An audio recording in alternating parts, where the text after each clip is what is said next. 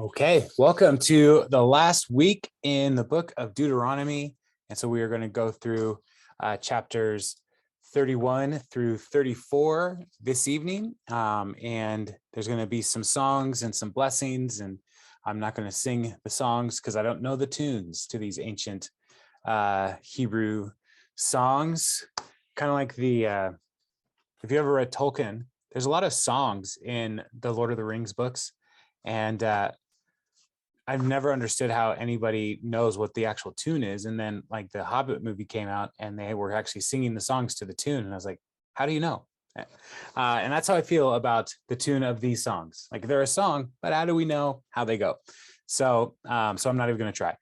But this is the last words for Moses before he passes away. And so there's transition to Joshua as the leader, and then those blessings, and then we read about Moses' death. So chapter 31, let's jump in and learn from this great book. Then Moses went out and spoke these words to all Israel. I am now 120 years old, and I am no longer able to lead you. The Lord has said to me, you shall not cross the Jordan. The Lord your God himself will cross over ahead of you. He will destroy these nations before you and will take possession of their land. Joshua also will cross over ahead of you, as the Lord said, and the Lord will do to them what he did to Sihon and Og, the kings of the Amorites, whom he destroyed along with their land. The Lord will deliver them to you, and you must do to them all that I have commanded you. Be strong and courageous. Do not be afraid or terrified because of them, for the Lord your God goes with you. He will never leave you nor forsake you.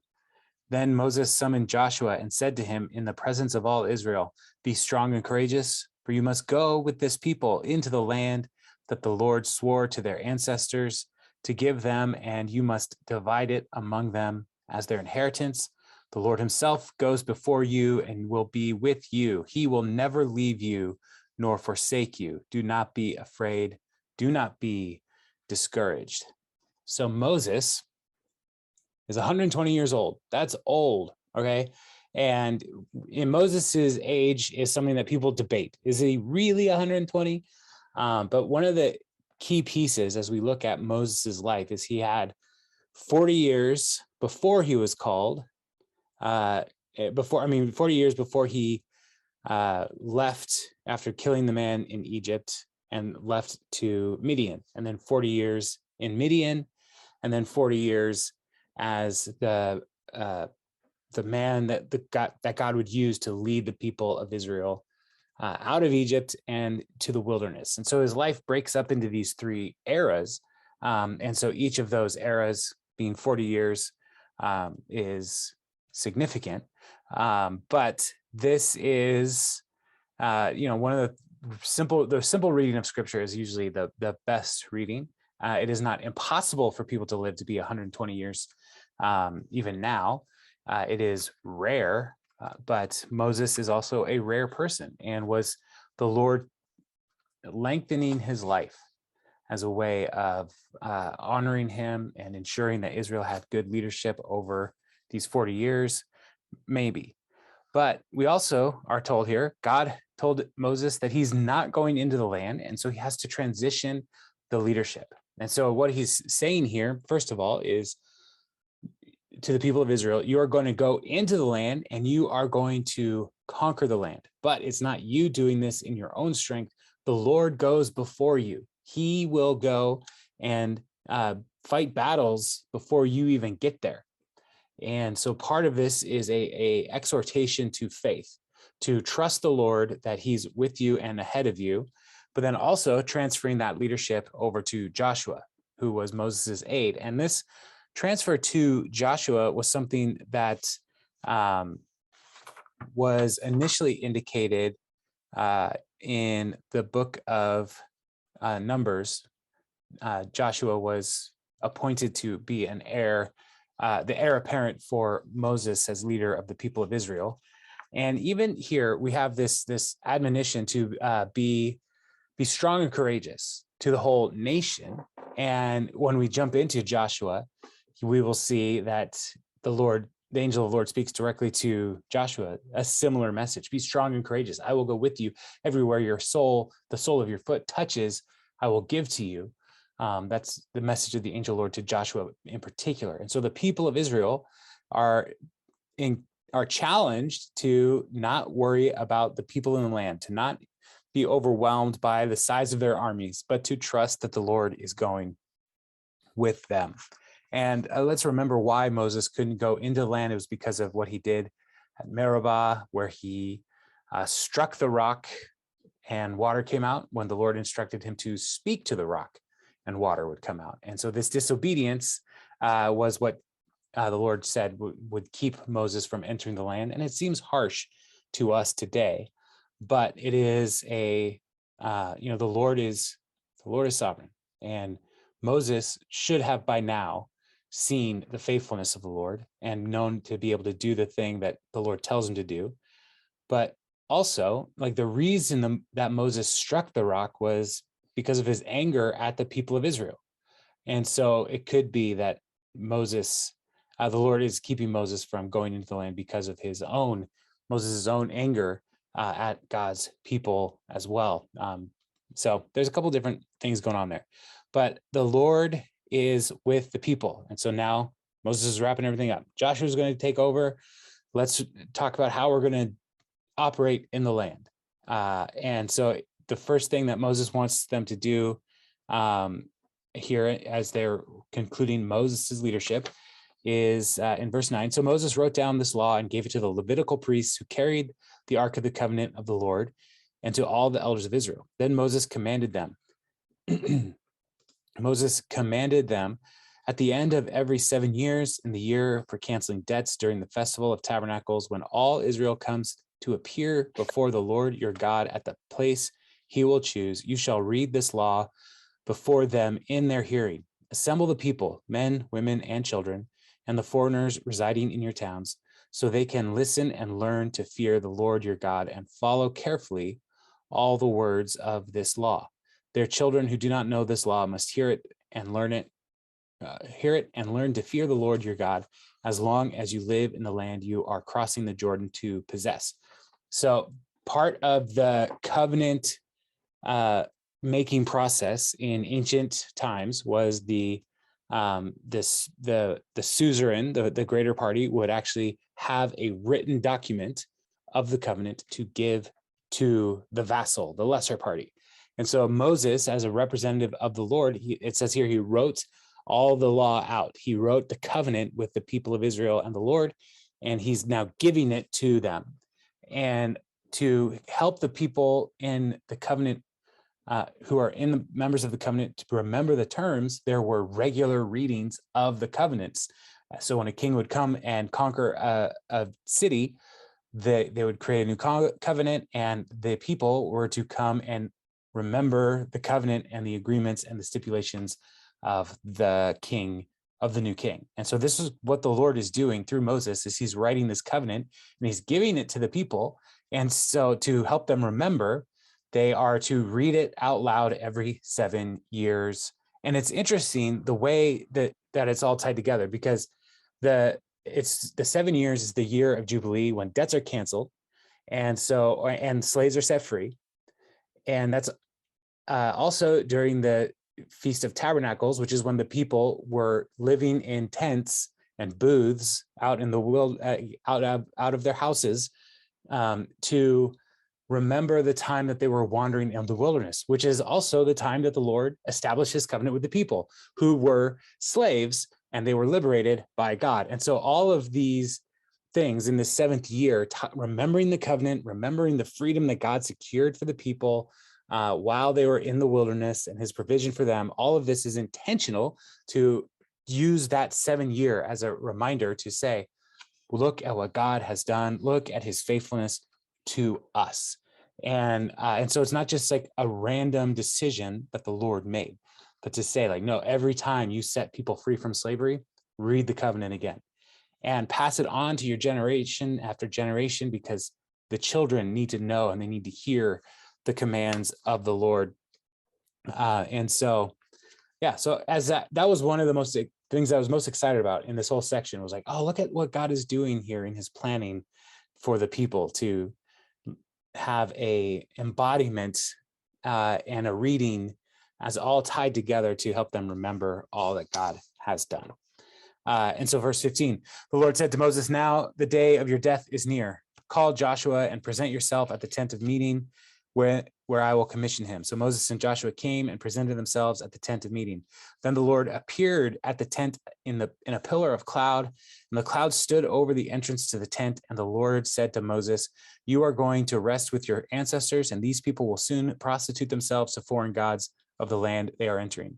They will forsake me and break the covenant I made with them. And in that day, I will become angry with them and forsake them. I will hide my face from them, and they will be destroyed. Many disasters and calamities will come on them.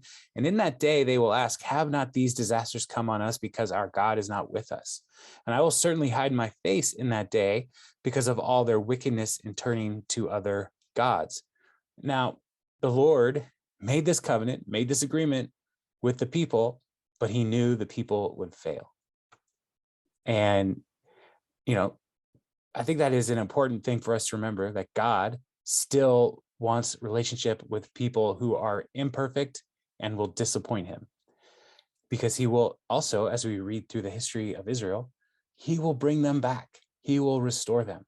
And so God knows what's happening. He knows the story before it's played out, but he's not going to just totally abandon them. There will be a season where it will seem like he is far away. But even here, he's saying, I'm hiding my face from them so that they will learn to call out to him.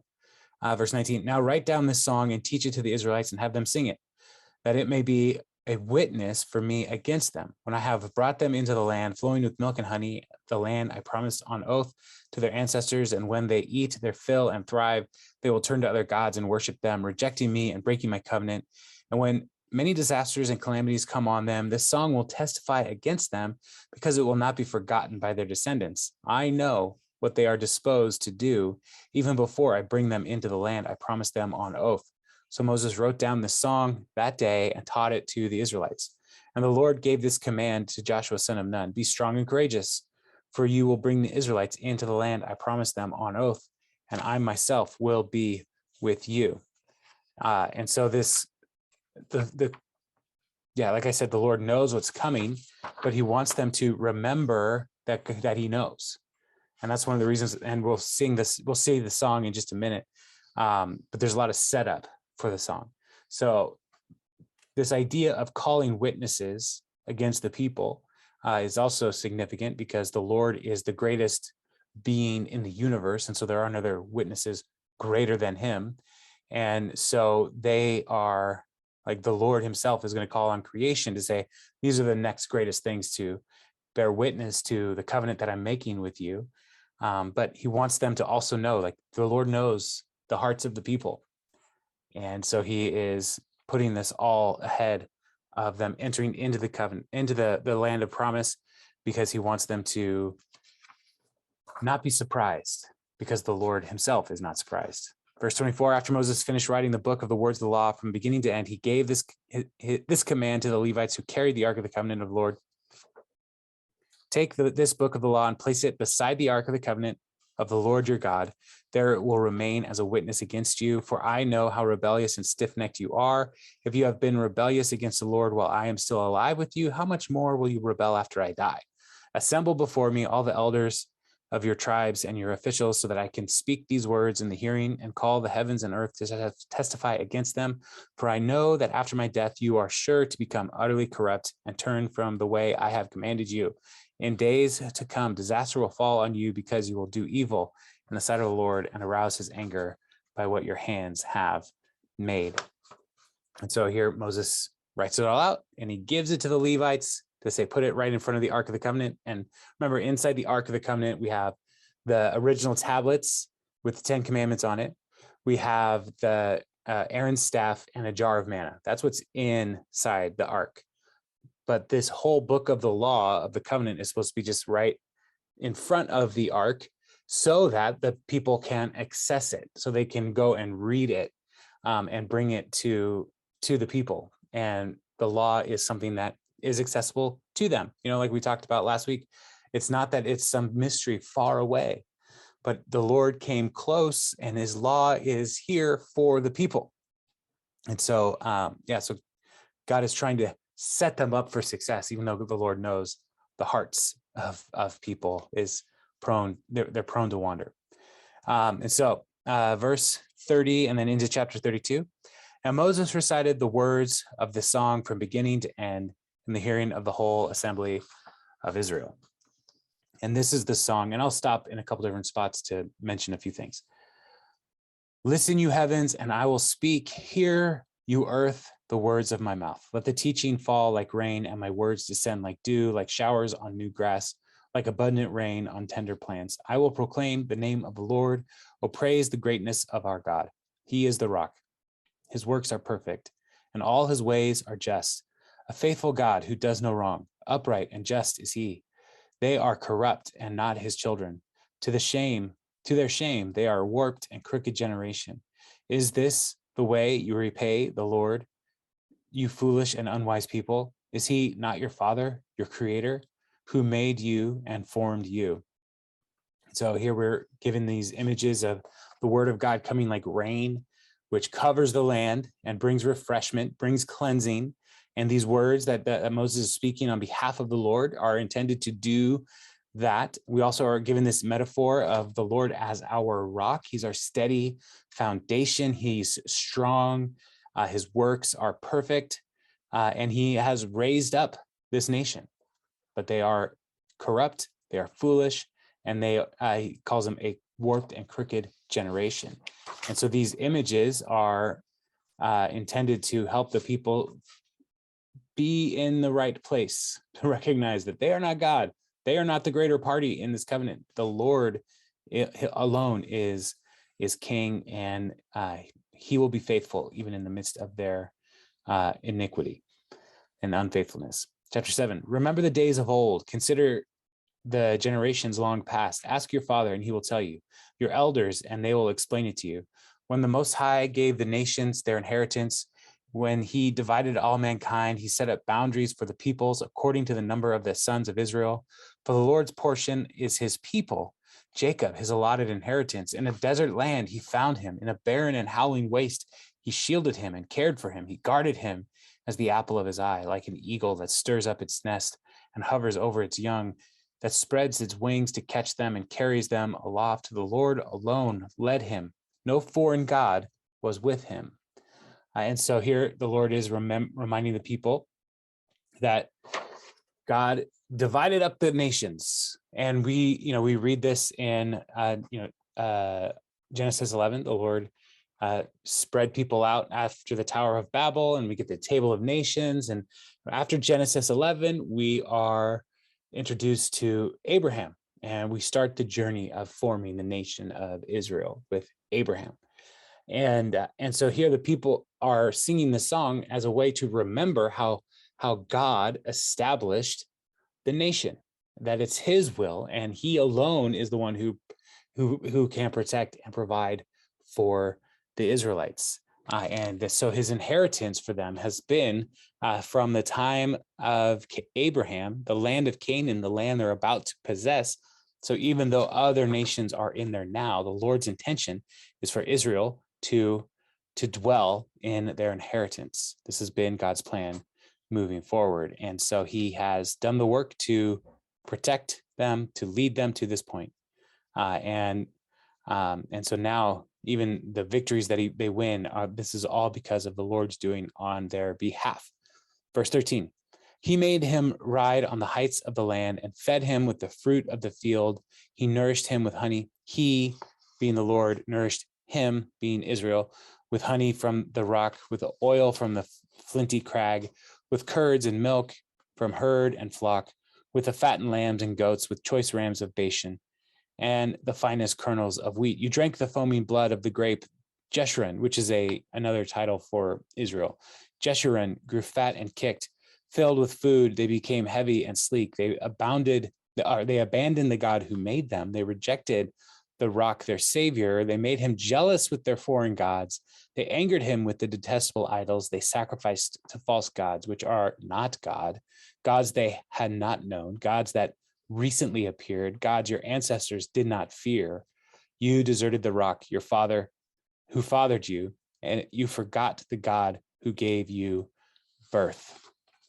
And so all that the Lord has done, we see this wonderful picture of provision, of bounty and strength and nurture that the people of Israel are experiencing from the Lord. And then we're contrasted with, but the people forgot him and abandoned him and went after other gods.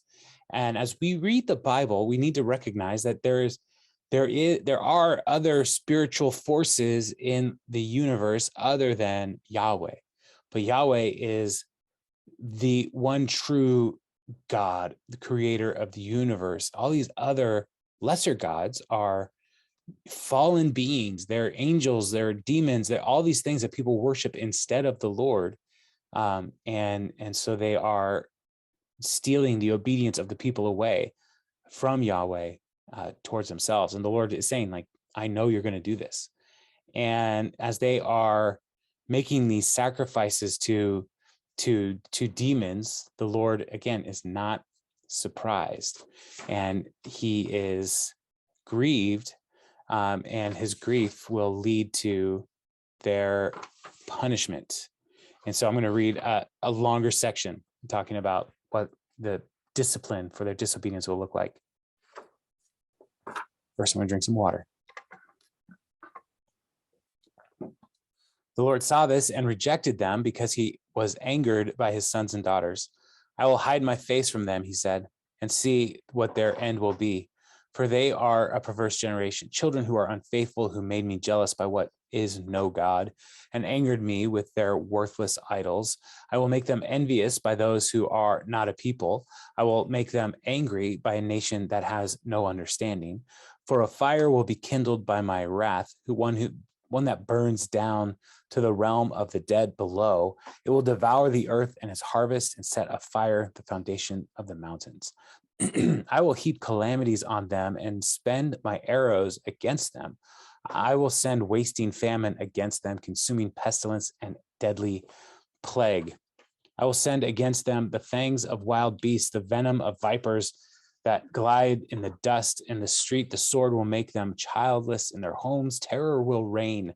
The young men and the young women will perish. The infants and those with gray hair. I said I would scatter them and erase their name from human memory, but I dreaded the taunt of the enemy, lest the adversary misunderstand and say, our hand has triumphed. The Lord has not done all this. They are a nation without sense, talking about the enemies of God's people. They are a nation without sense. There is no discernment in them. If only they were wise and would understand this and discern what their end will be. How could one man chase 1,000 or two put 10,000 to flight unless their rock had sold them, unless the Lord had given them up? For their rock is not like our rock. As even our enemies concede, their vine comes from the vine of Sodom and from the fields of Gomorrah. Their grapes are filled with poison and their clusters with bitterness. Their wine is the venom of serpents, the deadly poison of cobras. Have I not kept this in reserve and sealed it in my vaults? It is mine to avenge. I will repay in due time. Their foot will slip. Their day of disaster is near, and their doom rushes upon them. So the Lord is saying there is a day coming when there will be discipline and punishment for the people of Israel who are abandoning the Lord. And it will not go well. It will be bad. It will be heartbreaking. And he will send other nations in who will think, look at our strength over the people of Israel. And but the Lord is saying even here, like, they don't understand that they are being used by Yahweh to accomplish his purposes. And so he says, it is mine to avenge, I will repay. That comes up again several times in the Old Testament, even in the New Testament, where the Lord is the one who is the ultimate arbiter of justice. And all these nations who think they are able to defeat God's people and take pride in their own strength, they are mistaken. And the Lord will humble them as well. Their doom, it says, rushes upon them. Because in verse 36, the Lord will vindicate his people and relent concerning his servants. When he sees their strength is gone and no one is left, slave or free, he will say, now where are their gods, lowercase g? The rock they took refuge in, the gods who ate the fat of their sacrifices and drank the wine of their drink offerings. Let them rise up to help you. Let them give you shelter. See now that I myself am he. There is no God beside me. I put to death and I bring to life. I have wounded and I will heal. No one can deliver out of my hand. I lift my hand to heaven and solemnly swear, as surely as I live forever, when I sharpen my flashing sword and my hand grasps it in judgment, I will take vengeance on my adversaries and repay those who hate me. I will make my arrows drunk with blood, while my sword devours flesh, the blood of the slain and the captives, the head of the enemy leaders. Rejoice, you nations, with his people, for he will avenge the blood of his servants. He will take vengeance on his enemies and make atonement for his land and people. So here the Lord is saying, all these nations that are boasting, that are making a claim for their own strength, the Lord is saying, nah, that's not how it's going to work. Because the Lord will take the final action against the enemies of God's people, and he will liberate them and vindicate their defeats, and the Lord will ultimately be victorious. But sometimes the people needed to see how weak these false gods are before they're really ready to respond to the Lord's invitation of grace. In recovery movements, there's often the talk about hitting rock bottom. And, that rock bottom is not just a substance. That rock bottom could come from anything that we put our hope or try to find our comfort in that ultimately disappoints. And the Lord is saying, like, to the nation of Israel, you're going to hit rock bottom. But the Lord ultimately will be victorious. He will vindicate you. And so he's telling them all of this right before he's going to die. These are his last words, his last songs for the people to recognize the power and authority of God. And putting this in a song for the people is something that's important because people remember songs. And so it's one more way that they would be able to pass on God's truth is through song. And so, so that's part of the reason why this is in a song. Verse 44, Moses came with Joshua, son of Nun, and spoke all the words of this song in the hearing of the people. When Moses finished reciting all these words to all Israel, he said to them, take to heart all the words I have solemnly declared to you this day, so that you may command your children to obey carefully all the words of this law. They are not just idle words for you, they are your life.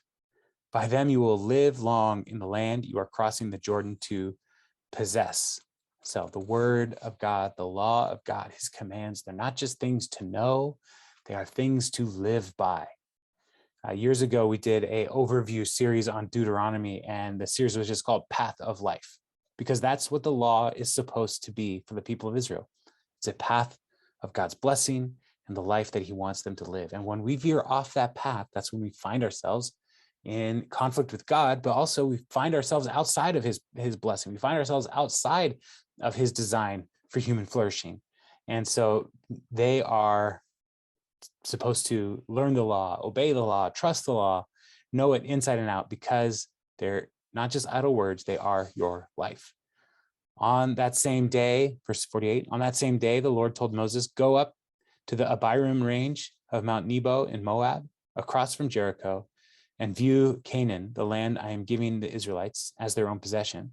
There on the mountain that you have climbed, you'll die and be gathered to your people, just as your brother Aaron died on Mount Hor and was gathered to his people. This is because both of you broke faith with me in the presence of the Israelites at the waters of Meribah Kadesh in the desert of Zin. That's where Moses hit the rock, was at Meribah. And because you did not uphold my holiness among the Israelites, therefore you will see the land only from a distance. You will not enter the land I am giving the people of Israel. So Yeah, so Moses, think about this. Moses is 120 years old, and the Lord says, now go climb a mountain. Pretty impressive. Go climb a mountain, and from that mountain, you can see much of the land, and you'll see how good it is. But Moses, you will not go there, and you will be gathered to your people. And this is one of the ways that the ancient Hebrews talked about death was being gathered to your father, gathered to your people.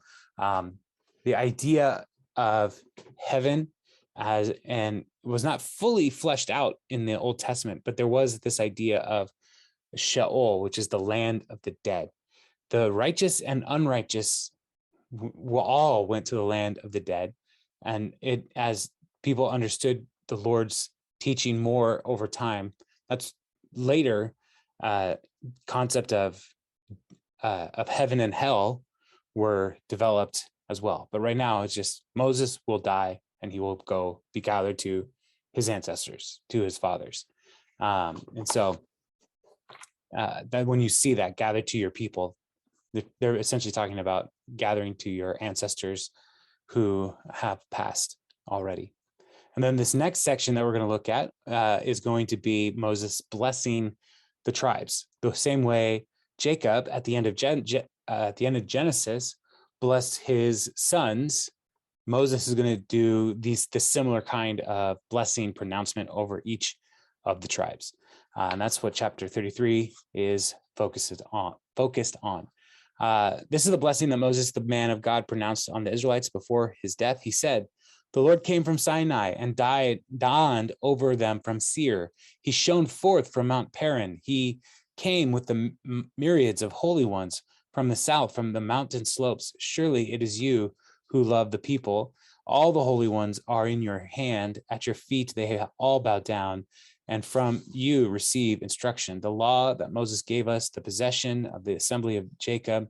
He was king over Jeshurun when the leaders of the people assembled along with the tribes of Israel." And so here it's talking about how the Lord came to the people and drew them to himself. And when it's talking about these holy ones, I mean, there's a sense of some kind of like angelic force coming with the Lord to draw the people of Israel to him. And so then he starts blessing. Let Reuben live and not die, nor his people be few. And so it's a pretty generic blessing here. Live and don't die. And Reuben's tribe, the tribe of Reuben, never really excels as a nation.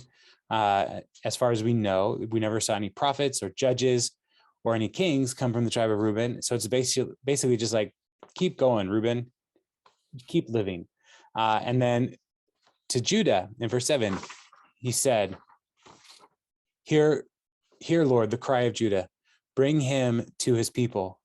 With his own hands, he defends his cause. Oh, be his help against his foes. And this, interesting, is Judah means praise. And so what the verse translated is, Moses prayed that the Lord would hear the voice of praise from Judah. And Judah what's interesting as well here is what's missing is that, Judah will ultimately become the tribe that the monarchy is going to reside among. And Jacob's blessing to the tribe of Judah includes this idea of a future monarchy. But here it's really just focused on defense. With his own hands, he defends his cause. And so Judah will be a strong tribe and able to defend his cause against his foes. And so that's the prayer for the Lord, is to intervene for Judah. About Levi, he said in verse 8, your Thummim and Urim belong to you, faithful servant. Those are the dice-like things that were used to make decisions. And so this is part of the high priest role, is to, when they don't know what to do, to consult the Thummim and Urim, and to essentially say, Lord, this is your decision and we are your representatives. So they belong to you. to your faithful servant, you tested him at Massa, you contended with him at the waters of Meribah. He said of his father and mother, I have no regard for them. He did not recognize his brothers or acknowledge his own children, but he watched over your word and guarded your covenant. He teaches your precepts to Jacob and your law to Israel. He offers incense before you and the whole burnt offering on your altar. Bless all his skills, Lord, and be pleased with the work of his hands. Strike down those who rise against him, his foes, till they rise no more.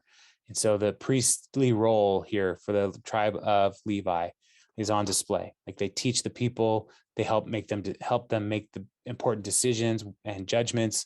But they are going to be scattered among the people.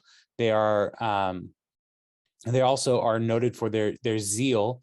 When we look at the different events where the Lord used the nation of Levi or the tribe of Levi to drive out sinfulness, in particular with the Moabite women,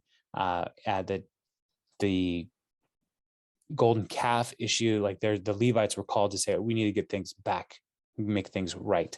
And so they did not let family partiality keep them from following the Lord's command when called upon. About Benjamin, he said, verse 12, let the beloved of the Lord rest secure in him, for he shields him all day long, and the one the Lord loves rests between his shoulders. And Benjamin is a small tribe, and they're going to be basically protected by the tribe of Judah. They're like nestled into Judah, but God loves them, and they are protected by God. And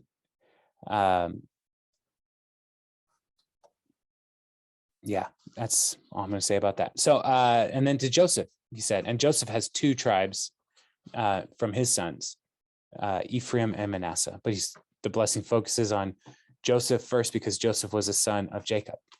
About Joseph, he said, may the Lord bless his land with the precious dew from heaven above and with the deep waters that lie below. With the best the sun brings forth and the finest the moon can yield, with the choicest gifts in the ancient mountains and the fruitfulness of the everlasting hills, with the best gifts from the earth in its fullness and the favor of him who dwelt in the burning bush. Let all these rest on the head of Joseph, on the brow of the prince among his brothers. In majesty, he is like a firstborn bull. His horns are the horns of a wild ox.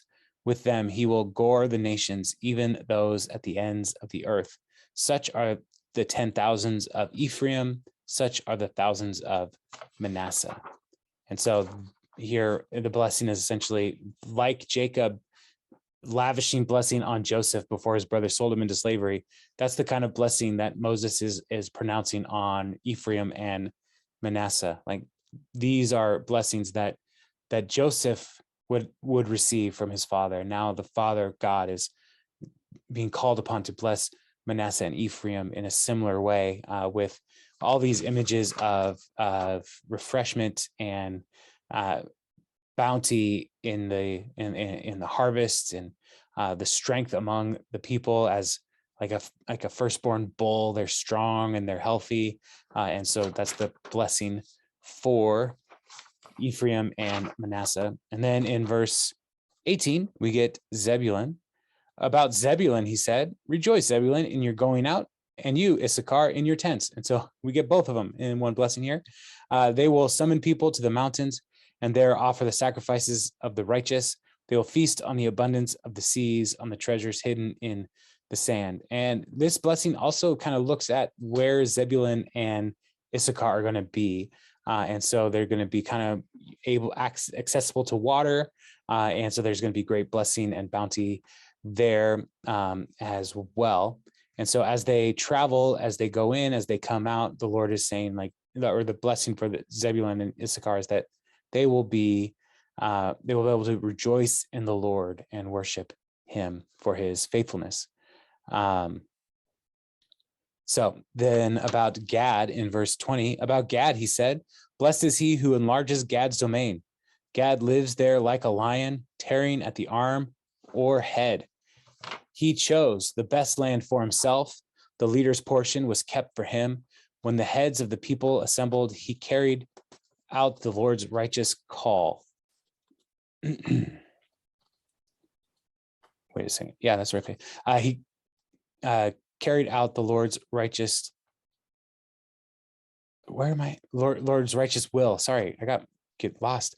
And his judgments concerning Israel. And this one is kind of not, the translation is kind of unclear because who enlarges Gad, that's a little confusing. So it may refer to Yahweh, which is essentially is called to bless Yahweh rather than a tribe. But it could also be a statement that all who help Gad will prosper and be blessed. So when people come alongside Gad, they are also going to see a blessing that comes their way as they bless this other tribe. And then about Dan, he said, Dan is a lion's cub springing out of Bashan. And this is an area in the upper east of the Sea of Galilee. And Dan's territory was originally up there by was originally by the Philistine coast, but they moved up to Galilee. And so this lion's cub springing out of this region. Some of these blessings are still things that people are working through. About Naphtali, he said, Naphtali is abounding with the favor of the Lord and is full of his blessing. He will inherit this southward to the lake. And satisfied with favor it sounds good and it sounds refreshing. It sounds wonderful. And again, it's just basically saying you are blessed in all things. And when we look at this, Moses is kind of echoing Jacob's blessing because the full blessing of the Lord, this is a good word. And in Genesis 49:21, the blessing that Jacob gives to Naphtali is he gives goodly words. He gives blessed words, is what Naphtali does. About Asher, he said, verse 24, most blessed of sons is Asher. Let him be favored by his brothers. Let him bathe his feet in oil. The bolts of your gates will be iron and bronze, and your strength will equal your days. And so this is an image of blessing in prosperity. People washing your feet was something that it was an act of hospitality, and most people just use water to wash feet. But then there would also be times where you would anoint people's feet with oil, and oil might have a fragrance like a perfume in it for this purpose. But that would be very costly and expensive. And so here when it says, let him bathe his feet in oil, the blessing is like there will be prosperity with the people of Asher. So they will be blessed. And then the blessing comes back to focusing on the Lord on behalf of the people. In verse 26, there is no one like the God of Jeshurun, which again is another title for Israel, who rides across the heavens to help you on the clouds in his majesty. The eternal God is your refuge, and underneath are the everlasting arms. He will drive out your enemies before you, saying, destroy them. So Israel must live in safety. Jacob will dwell secure in the land of grain and new wine, where the heavens drop dew. Blessed are you, Israel. Who is like you? A people saved by the Lord. He is your shield and helper, and your glorious sword. Your enemies will cower before you, and you will tread on their heights. And so as he's gone through this list of blessings, the final thing that Moses wants the people to remember is that God is their security. God is their refuge. He fights their battles, which is where we started this evening. Like he will go before you. And so trust the Lord and turn to him over and over again. And so those are the last words of Israel, from Moses to Israel. And chapter 34 then focuses on his death. And this is a chapter that Moses probably did not write because he was dead. When people say Moses wrote all of the Pentateuch, there are clearly sections that he did not write. And it's okay to acknowledge that Joshua wrote this down later, or Another scribe at another time wrote this. That's okay. So chapter 34.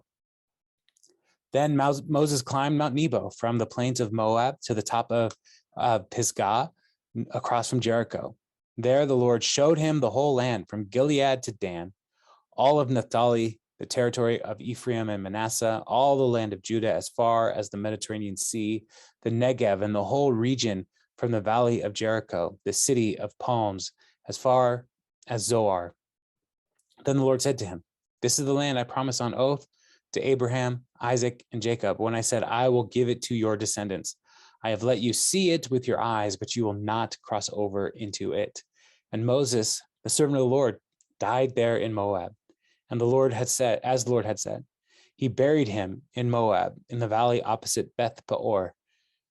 But to this day, no one knows where his grave is. Moses was 120 years old when he died, yet his eyes were not weak, nor his strength gone. The Israelites grieved for Moses in the plains of Moab 30 days, until the time of weeping and mourning was over. Now Joshua, son of Nun, was filled with the spirit of wisdom, because Moses had laid his hands on him. So the Israelites listened to him and did what the Lord had commanded Moses. Since then, no prophet has risen in Israel like Moses, whom the Lord knew face to face, who did all those signs and wonders the Lord sent him to do in Egypt, to Pharaoh, and to all the officials, and to the whole land. For no one has ever shown the mighty power or performed the awesome deeds that Moses did in the sight of Israel. And so Moses is able to go and see the land, and like where we believe Mount Nebo to be, like you get a good vista of the land across the Jordan, but to be able to see as far as Moses is told to see here is a supernatural kind of gifting, like almost like a telescopic view of the land. It seems the Lord was giving to Moses. And like, this is his final blessing. This is all the work that Moses did for these last 40 years with the people of Israel. Like, this is it. This is what he's going to see.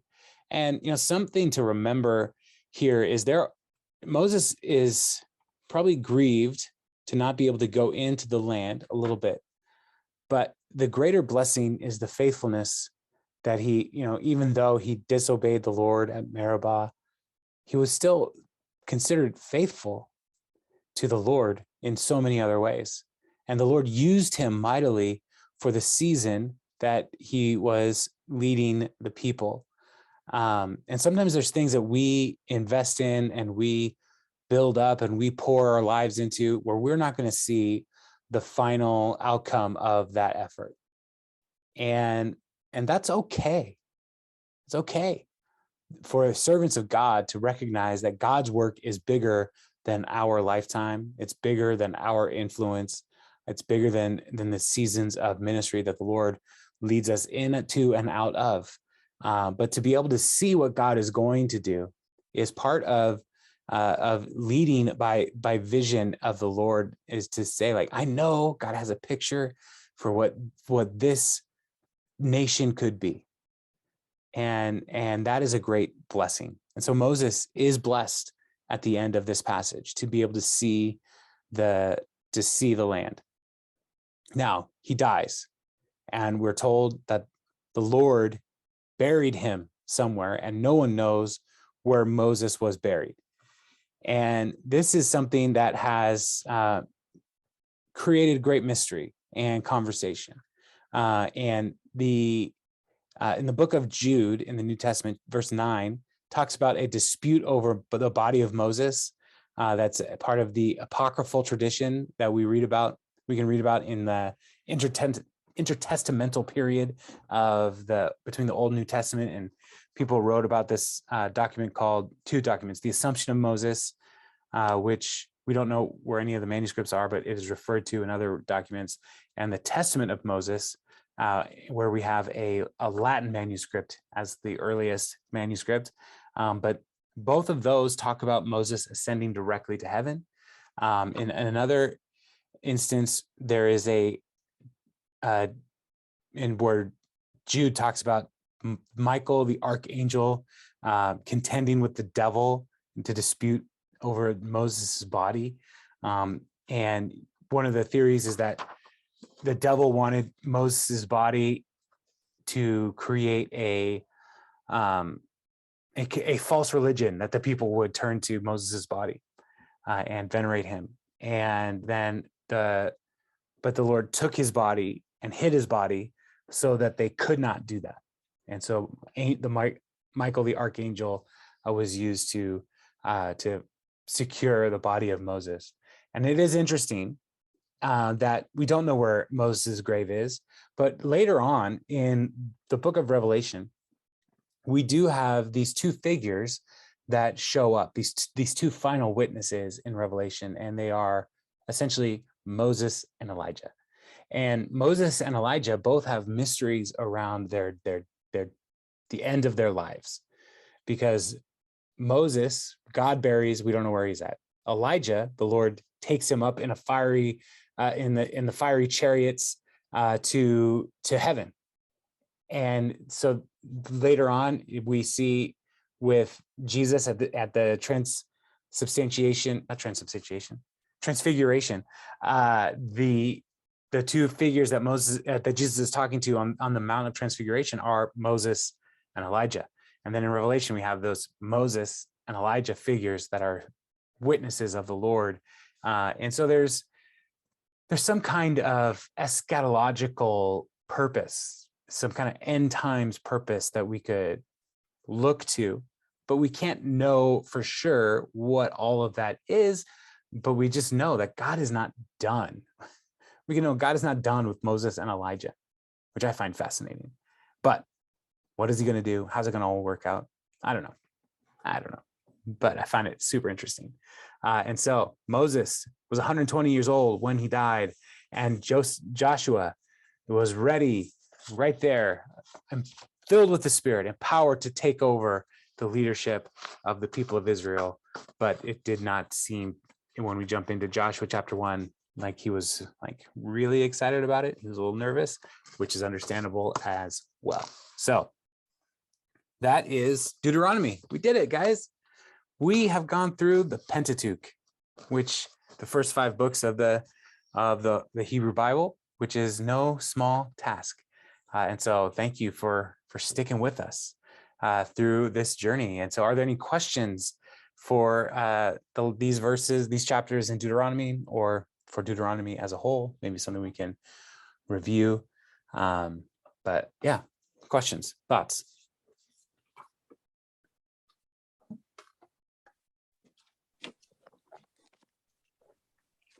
So Joseph's sons, Manasseh and Ephraim, they were part Egyptian, right?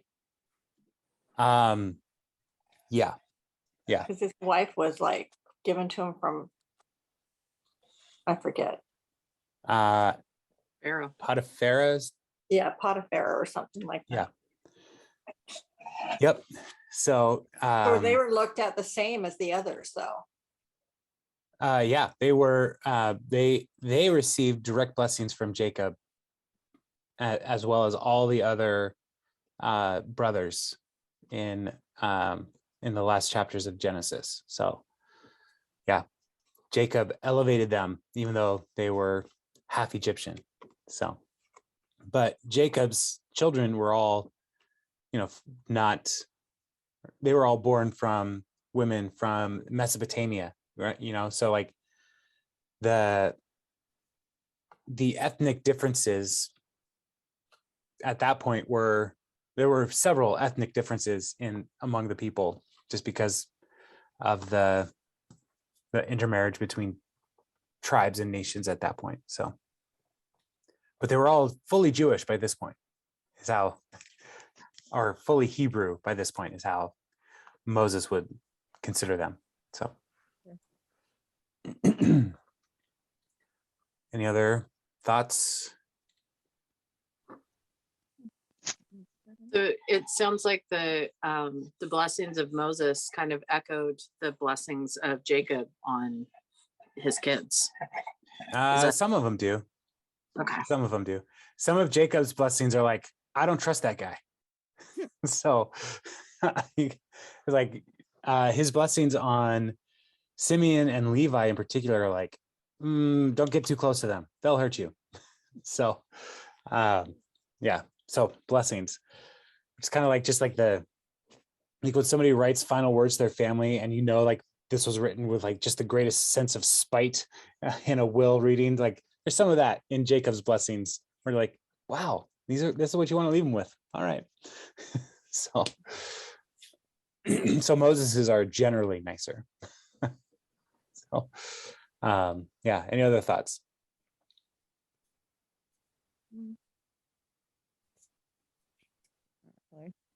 All right, you guys. I love this book. I think it is super interesting. And so there's times to go back to it, and I know it is repetitive in different parts. Even tonight we read and Joshua's there, and Joshua's called up, and there's this consistent transfer of authority to Joshua throughout. There's those repetitive elements, but this crystallization of the law, and there's these expectations of God's continued work on behalf of the people of Israel. It's a very interesting book. And so, yeah, and there's speculation on Moses's authorship, and people believing, that we can have confidence that Moses wrote a great deal of this, but there are some sections where it's like, this really sounds like it was added in later by an editor after the exile. And I didn't really get into that throughout this whole session with Deuteronomy, just because sometimes it can be a little distracting. But, this last chapter, Moses didn't write it, and, because he died. And so somebody else wrote it. And so we can be okay with recognizing that there were some editors in the Pentateuch who were maybe bringing more clarity and understanding to a text, and also people who maybe after the exile, which is hundreds of years after this, trying to make sense of the experience of the people of Israel that went through this incredible hardship, but then the Lord rescued them. And there's a tradition in Hebrew writing called midrash, where rabbis will write in the margins of documents, and it's like a commentary where rabbis will write, and then other rabbis will respond to them. There may be some evidence of midrash becoming part of the text itself over time as people are having this conversation. And so yeah, it's just a very interesting book that is, a gift to the people of Israel, but also a blessing to us as we see, again, the path of life that God called his people to walk.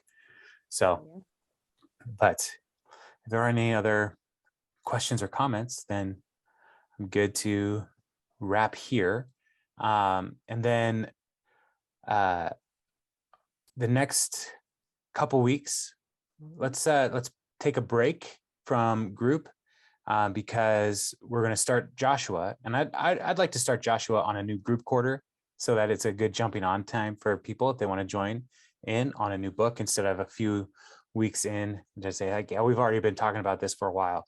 And so the groups will start the first week of February, and so we'll come back on whatever day that is. My phone has my calendar on it, and I'm using my phone to record this. I can't really look right now. So, but I'll add that in the what's that? I think it's third, isn't it? Possibly. If we're doing Wednesdays. We're going off the first Wednesday in February. That's the second. The second. Yes. Okay. First February. First Wednesday in February is the second. Okay. Yeah. So I'll put that in the group report as well, and to just verify that, so folks didn't join us today, they'll have that in the document. Yeah, so the next couple of weeks we'll take a little break. If you want to read ahead in Joshua, I'd encourage you to do that. Yeah, Joshua is another really interesting book for the first half, and then the second half is like, all right, distribution of land, fun. And then the last few chapters like, yes, choose this day whom you will serve. As for me and my house, we will serve the Lord. And you're like, yeah, way to end on a high note, Joshua. So it'll be fun. So, all right, y'all, have a good night and stay healthy and be safe and be blessed. You also. All right. Thank you. God bless everyone. Thank I can- you. Good night.